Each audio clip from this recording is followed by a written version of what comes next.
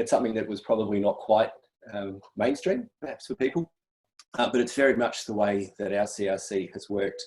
And at the moment, the Bushfire and Natural Hazards Cooperative Research Centre is the last of the public good CRCs that's running, as far as I'm aware. And that creates some interesting opportunities and challenges for us. And I guess what I want to do to you today is to sort of talk a little bit about where we've come from, why knowledge networks are a really important thing, and some of the challenges that we've faced, and I think we're addressing now, on how to demonstrate the value of that and economic return of that. Because when you look at the expectations on the CRC program now, it's all very much about cash returns, commercialisation and revenue. That is real money that comes in. And the sorts of benefits and returns that we are delivering and will continue to deliver is lives saved, properties not damaged, environment protected, people who are healthy and not suffering from mental or physical ill health, and a whole range of other things that have a huge value to a country and the economy, but are not measured in cash coming in the door, in licence fees, patents granted and startup companies formed. So I'm happy to sort of go wherever the conversation wants to go at the end, but just to get started, hopefully this will,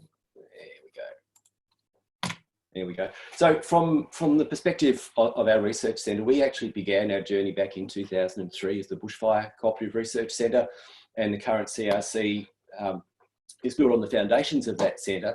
We were funded from 2013 for 8 years, so we've got just over a year to run.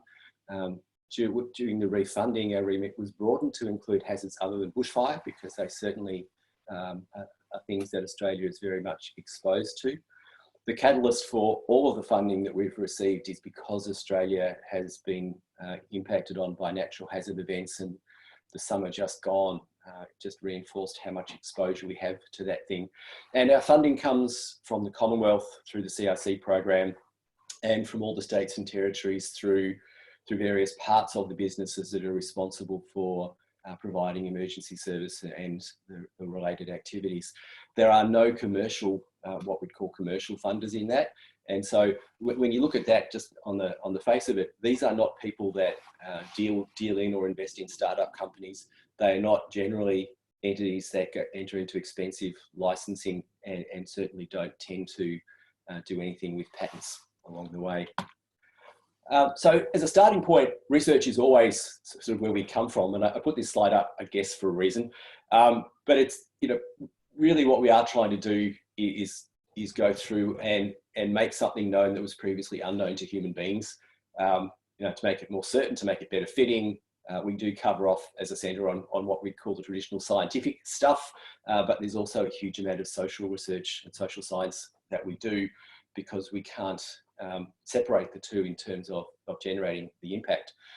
One of the challenges with doing research in the way that I've seen it done for many, many years is that the research can be excellent, but the benefits of that research, other than getting publication in top tier journals and maybe getting to do a series of invited speaking gigs around the globe, is that they're not necessarily taken up, and the knowledge is either lost in the scientific literature or seen as a curiosity, but not something which can be easily applied. And whilst I suspect that is changing, it still remains a challenge. And we talk about the valley of death in true commercial things.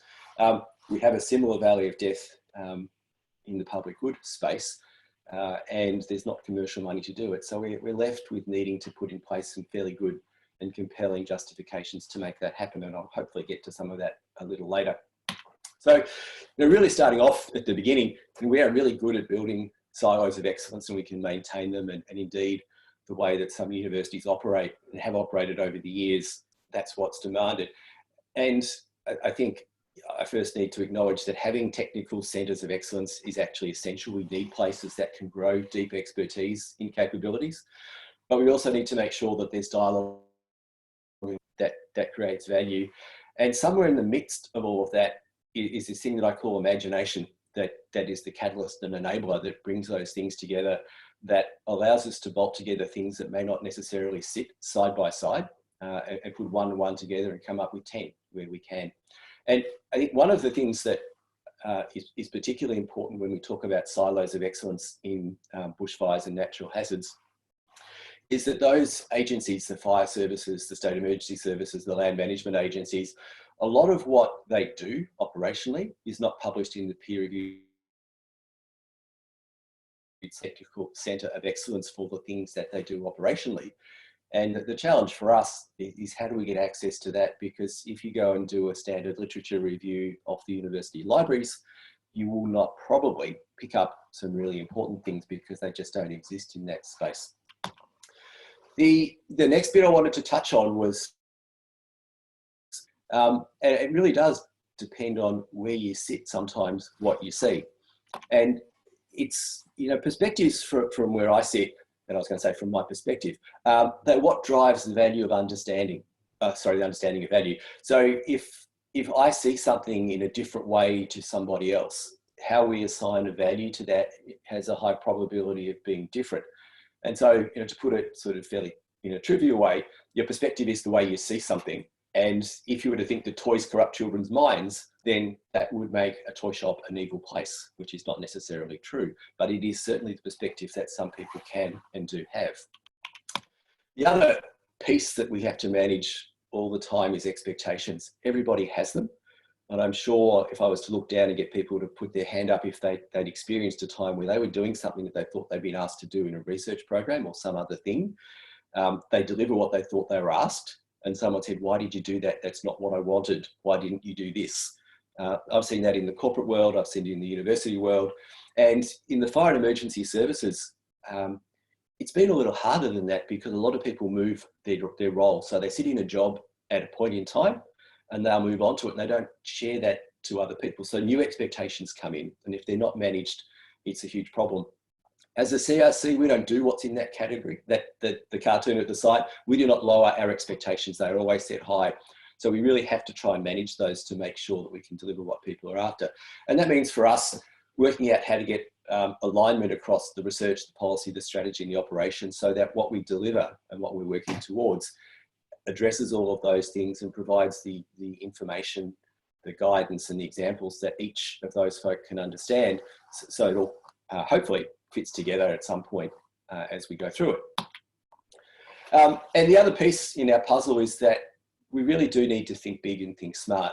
And what I mean by that is that the CRC that I joined, and I've been with the CRC now for about 3 years, was doing a lot of really good projects that were sitting in little pockets, silos, I might call them, that were related around the sort of technology they were doing. And Steve Dovers, who's online, has been a part of that and might want to comment later. But we had things looking at fire behaviour, we had things looking at diversity and inclusion, at mental health, at volunteer leadership, and a whole range of one. It's really hard to be able to demonstrate the impact. And one of the things, just as an example that I'll talk about later, is looking at what a piece of work we're doing at the moment is looking at what the future workforce might look like. And the future workforce brings together a whole lot of things, because if you can imagine with all the data that we're getting, the artificial intelligence, the machine learning, all those things that are coming through, we've got people that have learned how to manage fire, both prescribed fire and wildfire based on experience. We've got a whole crop of young folk coming through now that won't have the ability to learn that in the field. And they'll then be bombarded with a whole lot of information that's come from digital sources and be asked to say, okay, interpret this and tell me if it's real and what it means. And tell me whether it's something we've seen before or something that's different. At the moment, I have no idea how we're going to train those people to have that sort of knowledge. And I guess the person I'm talking to comes out of my past, where it's probably topical at the moment. I worked for what is now Commonwealth CSL who's a vaccine manufacturer, and they produce influenza vaccine. There was one operator who was there. She was fairly senior in the system. She could always get a harvest that was between 10 and 20% more than any other operator. You know, it's the ability to understand and listen to the system, to almost feel the system, and to know when something is working and something's not. We've got a lot of educators, I hope, online, but to me, that is a huge challenge for us going forward, that we are going to have to try and impart on people a whole lot of knowledge and insight that's not going to be learnt through hard-earned experience. So sort of the thinking big is a part of that for us. And the focus then is less on individual projects and how they fit, but how the projects come together to deliver a far better outcome. And you know, all of that, if we do it well, talks to the sustainability, the credibility, and the power to influence that comes out of the work that we're doing. And the reason that I have the power of influence in there is that in this whole process, we're not a decision maker in terms of whether research is used or not. So what we have to be able to do is to produce the evidence, the example, the compelling stories that allow people to come to their own conclusions around things through various means of influencing. It's not telling. And so if our story is not compelling, if our story is not clear, if the expectations are wrong, if the perspectives are unknown, that's a really hard thing to do. And just on the right of the screen, when you look at that, what we've tried to do is to bring a whole range of things together in that sort of graphic. But the bound around the side of it is a decision support system. It's a software tool that takes input from a whole range of things to help people look at forward-looking investments around that. We've got a modelling framework. We've got a fire management tool that brings a whole range of things together, a fire simulation product, and a range of things. There's economics in there, and all of those are contributing to improved outcomes. And I'll touch on some of those projects a little later. And all of the agencies, all of the organisations that we work with are effectively government agencies for their delivery, all our government departments, and they, along with other organisations, have policies, guidelines, practices, standards, rules, regulations, and compliance that they all need to do. What our research is trying to do is to influence those in various combinations. Operations and guidelines would really, and practices would pick up some of the more technical things that we do, but we're also looking to influence policy, standards, and regulations to look at particularly how we prepare better prepared for future disasters, ideally by reducing the risk of those and reducing the impact if they were to come. And the research is continuing to provide evidence that goes into supporting those things. And I think one of the fundamental pieces for our research program is that what I want to see coming out at the end of it is that the questions are not around the strength, the quality, and the integrity of the research that's been done and the methodologies that's been used, but I need, and that's certainly my guidance to our research, is that I need that to be robust, and we work with them very hard on that. What I want is for the debate to be around the interpretation and the application of that research, because it takes us to a much better place. Because if we don't have the research in a solid point, even if the interpretations and outcomes are right, we'll spend all of our time haggling about the quality and veracity of the data, which is a really useless and pointless thing to do, and is a waste of research effort. Okay, so I just want to move on now to talk a little bit about what I called our knowledge network. It was something that was really well developed before I came along, so I think I've been the fortunate beneficiary of being able to walk into that. But I walked into it having spent a lot of my time in a whole range of other sectors that were very much dominated by commercial interests. And it wasn't possible to go and have open conversations with people where you could invite almost anybody into the room, almost talk about any topic at any time, and just explore what was possible. So that was a fabulous breath of fresh air for me. And it really gives us as a CRC the opportunity to discuss and understand all those perspectives that we spoke about, to break down the silos across policy and practice, to have our practitioners that have got a lot of hard-earned knowledge from the field talking to our researchers and really looking at what's feasible, what's practical and what's not. If I was to say what is the one thing that has allowed our CRC to be successful, it was the fact that we allowed the centre to build that knowledge network. There's a lot of things that are done, and some of the folks that were there in establishing it have done a great job, as have the research leads and the end user people who participate in the program. It's not a simple and easy thing to maintain, but we do very jealously guard that, because it allows us to do a whole range of things and to get benefits way beyond where we're at. And that's one of the challenges when you have a knowledge network. What you get is diffusion of knowledge. And so sometimes the attribution of what you've done to make things happen is not immediately obvious and not clear. And that only becomes a problem substantially when we're going back to justify our existence in life. Without having to justify your existence, the benefits are still achieved out of that. So just looking at us and our network, we've got 123 partners that run across a whole range of organisations, so it's fairly broad, and those numbers fluctuate from time. Mostly they increase. If you look at the organisations who are what we would call the industry partners, so they are the people who would be the beneficiaries of the research that we do, you should find representation from all of the states and territories, from the Commonwealth, and some industry associations in there, and some from the not-for-profit sector. We've got a large bunch of universities. You'll see ANU sitting in there, to make sure that was on Anna, to make it's been an important part of what we do. We have other universities that we work with, but these are the core partners in the CRC program. The concept of knowledge networks and markets, I was asked a couple of years ago for our board to look and say, what is our utilisation strategy for the CRC? And I went looking at a whole range of other CRCs and others, and looked at how have they demonstrated the value and the contribution that they've made on the back of the Commonwealth and other industry investment that they've got.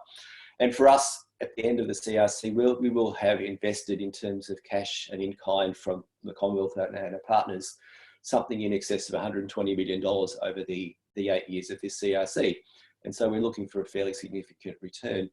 And looking back at a whole raft of CRCs, the ability that they had to demonstrate value from what they had was very forward-looking. It was looking at license deals that had been signed for intellectual property that offered a return in the future at some time if a whole string of things happened. It looked at patents that were going through the process, were neither granted nor licensed. It looked at startup companies that were not yet making money, and others in the not-for-profit space looked at the reach of the media and communications and came up with massive numbers. And I was struggling to sort of find my way through that, and which got me to some OECD publications, and they talked about this thing called knowledge networks and markets, and they, from their perspectives, it was in their 2010 innovation strategy. And what they effectively said is that knowledge networks and the markets around them are a set of systems of institutions, social relations, networks, infrastructure that enable exchange of knowledge and intellectual property rights. And I guess from a CRC perspective, that is very much describing the things that we've got in place. You know, we provide the linkage in those things, and you know, it's probably no accident that we've got to this point, although we didn't deliberately start out to do that. And going on through the OECD documents, they look at, you know, how do you measure this thing? And it's about skills mobility. So that's people and technology and capabilities moving from place to place. It's knowledge flows. So it's information moving backwards and forwards freely. Disclosing and accessing knowledge. So there are no boundaries in that. So within the network, those things can happen. It's demonstration of transactional knowledge and knowledge rights and co-creating knowledge.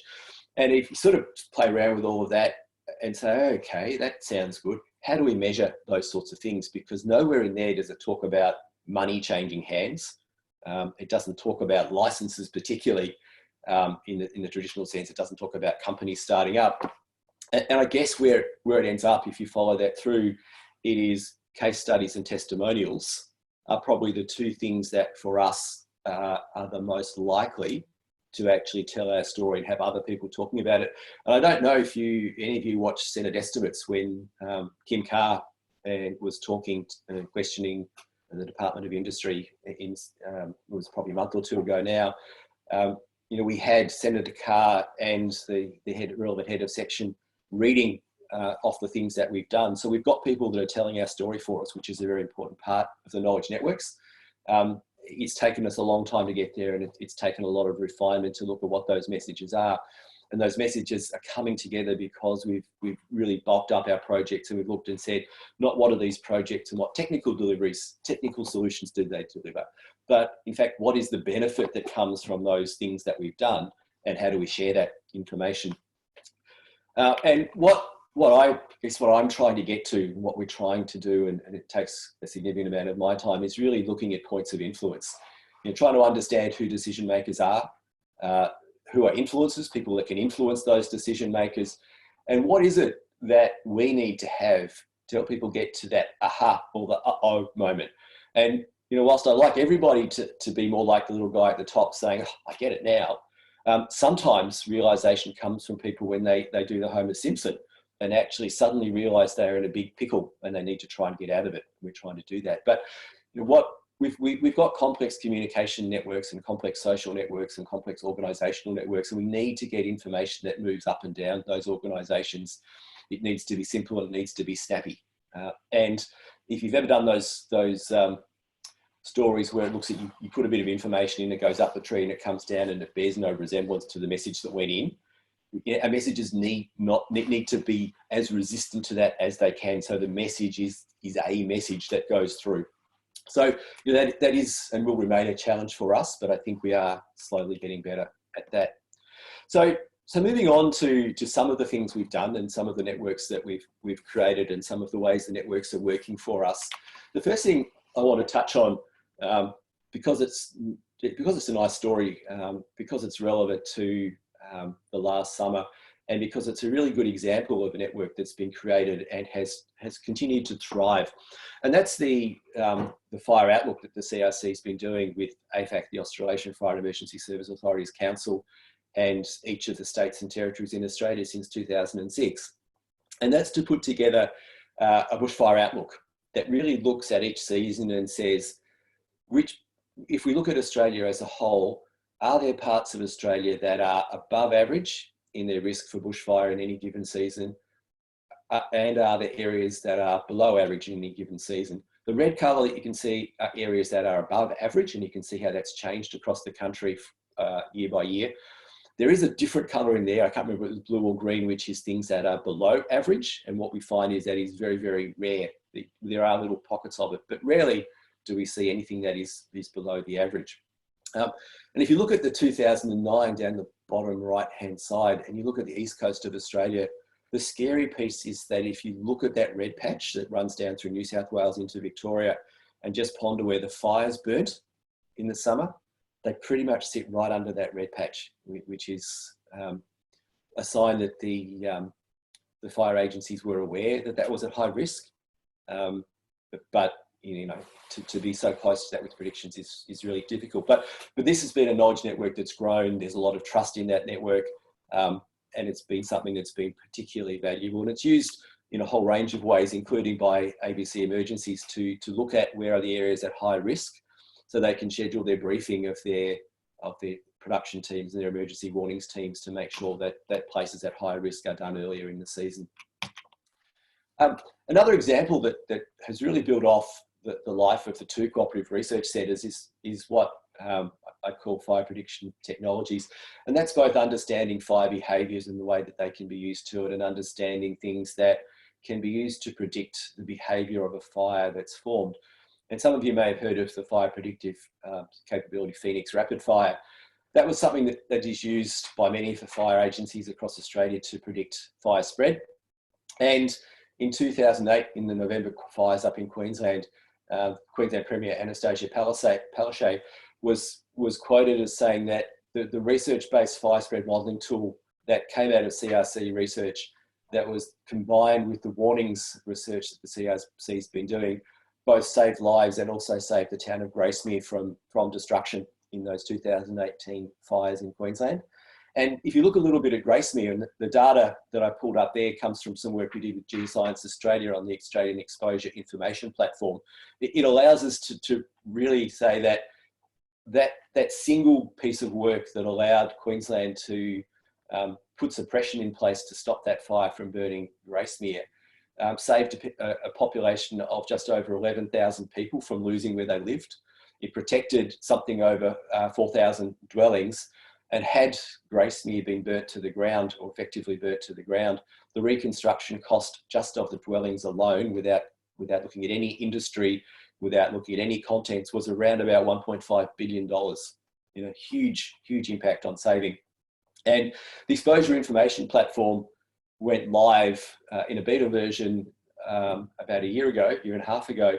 And over the summer, the Rural Fire Service in New South Wales was using it incredibly. I think they got up to over 7,000 uses of that technology to understand what was exposed in front of the predicted fire spread. So we're starting to see information being available in a way that is really saving lives, saving people, and really having an impact that is not cash. It is saving lives. It's getting resources in the places that they need to be, and it is a benefit that is it is now being appreciated by the likes of the Premier in Queensland. Some early work in the CRC looked at validating many of the safety systems that are now standard in firefighting vehicles.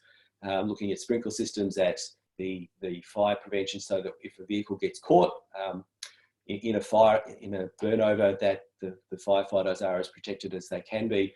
Unfortunately, you may have seen some of the media that's gone around over the last summer where some Fire and Rescue New South Wales vehicles were caught in a burnover, and those vehicles weren't fitted with that because they weren't designed, as I understand it, to be there. But where those things are in place, every time there is a burnover and the firefighters survive, the CRC's contributed to that.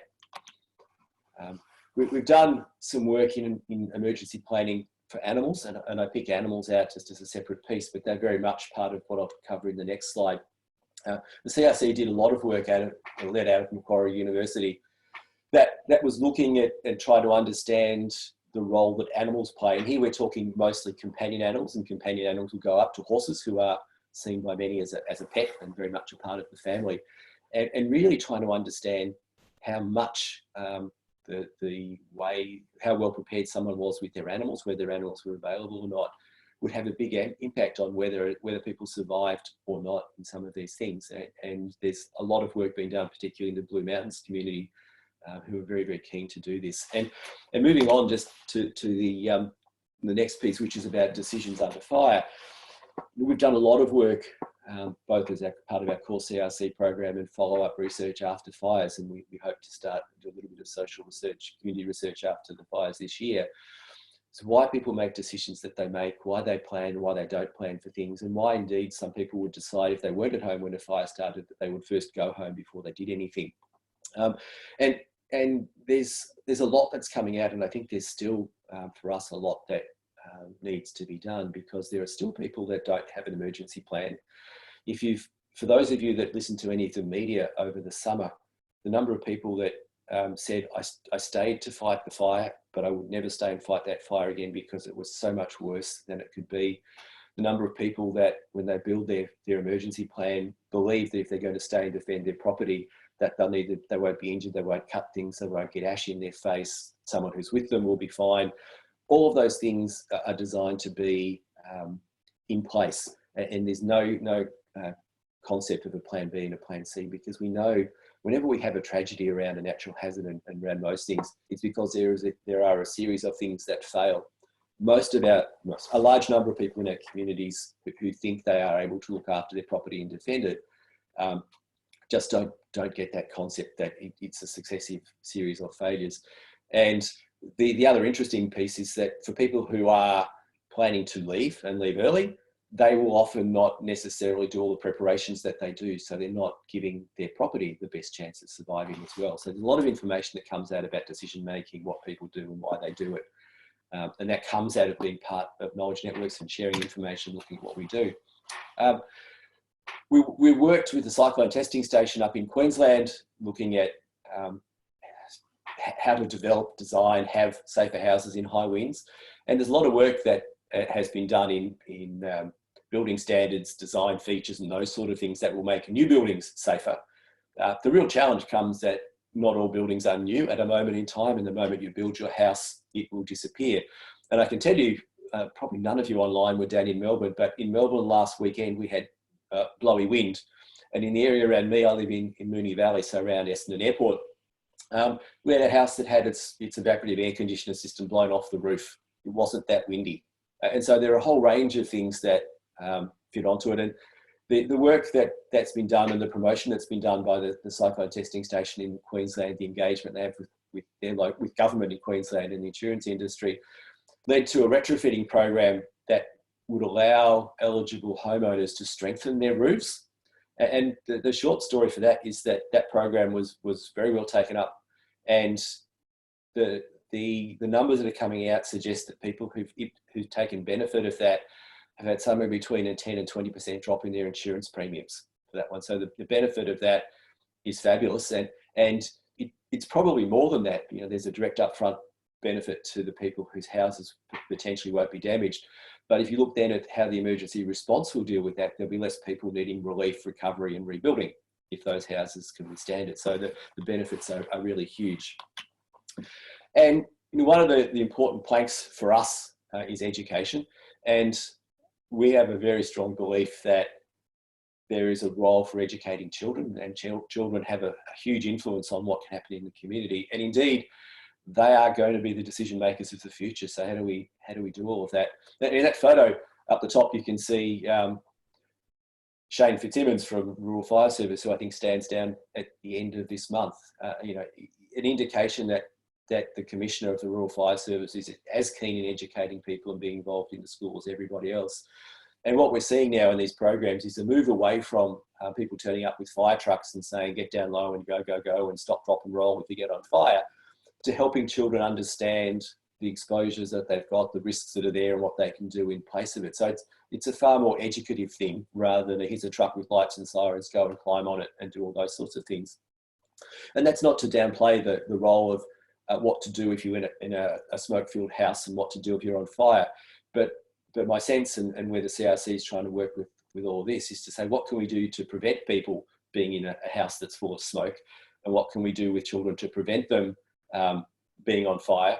And what can we do to help them have conversations with their parents, that when they have a plan that's working and dad or mum says, oh yeah, that was our plan, but just let's wait a little bit longer, that the children are prepared to stand up and say to mum and dad, guys, let's just go. That's what we said we'd do. It makes sense. You know, it's trying to get all those things. And the important part of that, and it's coming out of a lot of the communications work that we do, the research, is that the messages need to align, and people are looking for cues. And if the cues that the children get, the cues that the parents get, the cues that are on the media are all aligned, then we're going to start to see people actually understanding things. And that's an important part of trying to bring all of these pieces together. And I'm getting towards the end, so I'm nearly done on the bit. The concept of complex and cascading disasters has been around. It's a big topic. It was something that was important over the summer. It's been talked up. You know, if someone was to ask me, was the summer of 2019-20 unimaginable? The answer has to be, for me, no. If you look back at our seasonal outlook, we'd mapped the areas out. We perhaps didn't expect all that to burn in the way it did with the ferocity that I did. I think it was unprecedented, but not unimaginable. And the picture on the right-hand side comes from South Australia. That was back in 2006 when they had the Black Power event and lost power into South Australia. That was not unimaginable. And in fact, as I understand it, had been imagined in South Australia, but it was not seen as feasible or practical or likely to happen. And so they didn't go through and test that exercise. And for those of you that haven't yet read it, it is worth reading the report that was done on that, because what you got was that the power went out, which by itself was something, but it was the successive failure of so many other systems and processes that actually caused the problem. The NBN, when the power went out for people that didn't have any uninterruptible power supply in their homes for domestic use, lost all of their connectivity. They lost their home phone, they lost their internet. The plans for some of the fire stations and emergency service stations were foiled because they had electric front doors and they couldn't get them up. They didn't have a plan B. They had a plan for evacuating people using trains out of the central station in South Australia, and they ran into issues of not having lighting and having build up of particulates from diesel fumes when they brought the diesel trains in, and so on and so forth. And that it was all of those things that culminated in the loss of embryos in a hospital, that looked at why a number of hospitals had generators out of service for maintenance at a time when they were going through significant weather events. There's a whole series of questions that were asked. And had the state done some exercising and testing around that, they may well have said, under this set of conditions, you shouldn't be doing those things. You should have everything in tip-top conditions ready to rock and roll. So what we did that, and how we looked at approaching that, back in June of last year, we ran a conference, the 12th Australasian Natural Hazards Management Conference. And the concept behind that was that we have really good research that's being done across our centre. But the challenge is, for us, is to say, and how will that get taken up and used? And if we do look at what might happen in Australia if we had a severe weather scenario running through in 2020, how can that research change those outcomes by the time we get to 2030? And what we did was we looked at something that was intriguingly close, as it turns out, to the summer that we had, that started out with a significant drought through New South Wales, fire through large amounts of forest around pretty much the parts of New South Wales that burnt over the current season, that took out a lot of forest encatchments, to looking at then throwing silt into the water and doing that, followed up by storms into Sydney, and we topped it off, just to make it a little interesting, with a massive hailstorm on Bathurst at the Bathurst 1000 race, with 35,000 campers on the hill. What we found out of that was that, you know, we had insurance, we had telecommunications and other things, was that at the beginning of that session, people said, oh, no, this wouldn't really happen. And at the end of it, after a day, people said, oh, you didn't really push us that hard. And so I guess that's my way of saying that, you know, one of the things we're trying to do in the knowledge networks that we have is to really push the future and say what's feasible, because from my perspective, and I hope from many people's perspectives, it's too late when we get to a summer like we've just had to say, what do we do to fix this thing and to manage this thing? We have to have done a whole range of things first, so that we have the thinking, we have the systems, and we have the planning in place, even though the scenario itself might be different. So we're looking at ways, and particularly with this exercise, it was research driven. So we weren't trying to get to an outcome that said we fixed it. It was okay. We were looking to say, what do we need to do? And some of that is policy change. And I think one of the key messages coming out of that is that we have a huge amount of built risk in our country right now. And if we don't start making decisions on that at a policy level, at a planning level now, we are just delaying the period where we'll be able to reduce that risk. And so that continues to be a challenge. And those publications, both the scenario and the report on the conference, are available off our website for anyone that is interested. And a couple of years ago, I went back, because the CRC went through a process of trying to understand what are the research priorities in bushfires and natural hazards. And that caused me to go and look at Australia's national research priorities. And whilst I don't disagree with any of those, from my perspective, they are just talking about silos. And what we do in natural hazards research is trying to understand the connectedness between those, and how what happens in one can have an influence over another. And if I look simply at food, for example, a whole heap of food is contaminated and tainted by smoke. What do we do for that? When we do fuel reduction burns, when we look at where we put food and the like, what happens? And all of those things come together. We've got health in there and environment. So for us, they are great, but they don't particularly help us. And so one of the challenges going forward, and I guess one of the benefits we hope of the networks, the knowledge networks that we're creating, is that those that are responsible for guiding and funding research can actually start to look at the benefits and the social and national and economic benefits of natural hazards research, reducing that risk, and how they fit into these things. Because if we stay in these silos as the research priorities, we're going to struggle, because we will still do excellent research in each of those, but the utility and application of those across and with each other is going to be missing. And that, to me, would be incredibly frustrating. And you know, I've touched on some of what we do. There's much more in the CRC and what we've done, and our work is far from finished. But the sorts of things we're working on now, we've just initiated a project on looking at the future emergency management workforce. What does it look like, and how can we then look at giving some guidance to the emergency service agencies and others, and the universities, to say what are the sorts of skills and practices we need to have in these people, and where there are some challenges. And I did talk about that transfer of knowledge from and experience through. How do we pick that up? We've got a body of work looking at economics and policy directions. So how do we get that to really influence at the highest levels?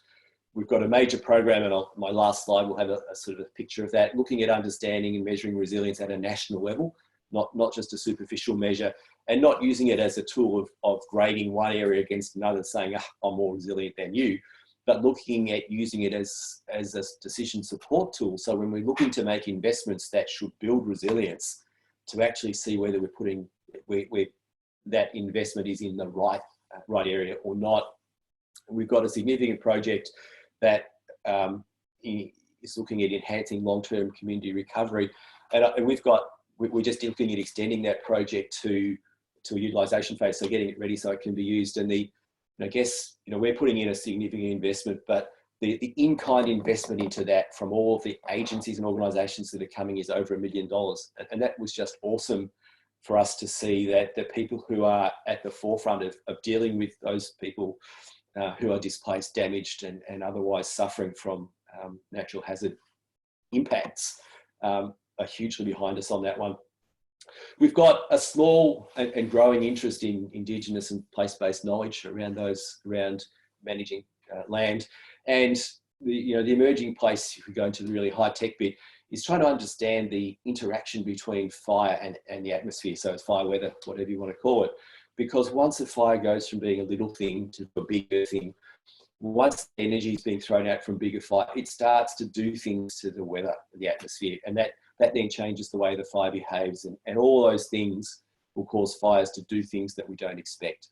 That's sort of the next forefront. And we're hopeful. We've just started a program that's looking at the sorts of things we can do to predict the pyrocumulonimbus clouds, those big thunderstorm clouds that come out, that cause us absolute difficulty with fires, and they can cause all sorts of extreme behaviours. Just a quick look at our program, our research program.